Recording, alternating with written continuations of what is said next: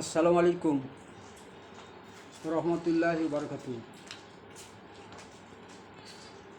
শ্রদ্ধেয় স্নেহের ভাই সব ও মা বোনেরা,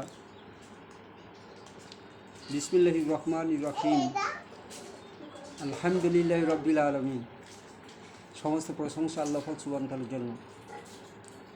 এর আগে যে ভিডিওটা ছাড়া হয়েছিল তার অংশ থেকে শুরু করা হচ্ছে। যে নবী পাক সাল্লাল্লাহু আলাইহি ওয়াসাল্লাম যখন সেই বৃদ্ধা মহিলার কাছে গেল আর জিজ্ঞেস করলো যে আপনি কার ভয়ে পালাচ্ছেন, বলছে আমি সেই মোহাম্মদের ভয়ে পালাচ্ছি। বলছে হ্যাঁ, সে খুব খারাপ মানুষ। তবে বুড়িমা, তুমি এক কাজ করো, তুমি এক কাজ করো, তুমি ওই তোমার পুডলিটা আমার কাছে দিয়ে দাও, আমি তোমার পার করে দিয়ে যাচ্ছি। পাহাড়টা অতিক্রম করে গেল, পাহাড়ের ওপারে গেল, ওপারে গিয়ে বলে বুড়িমা, তুমি এই তোমার পুডলিটা নিয়ে নাও, আমি বাড়ি চলে যাচ্ছি। তো জিজ্ঞেস করলো যে আপনি কে? তো বললেন সেই আপনি যে মোহাম্মদের কথা বলছিলেন, আমি সেই মোহাম্মদ। বলছে বাবা, যে কথা আমি শুনেছিলাম যে মোহাম্মদ খুব খারাপ মানুষ, সুতরাং এখন দেখছি তুমি খুব ভালো মানুষ, তা আমি পালাবো না, আমি তোমার সঙ্গে যাব আর আমি সেই কলমা পড়ে নেব।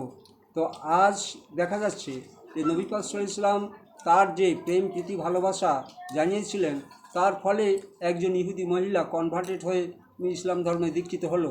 আজ যদি আমরা মুসলমান, আমরা সেই নবীর আদর্শ, নবীর মধ্যে যে স্নেহ প্রীতি ভালোবাসা ছিল, সেটি যদি আমাদের মধ্যে আনতে পারি, তো বহু মানুষ কনভার্টেড হয়ে ইসলামে দীক্ষিত হবে।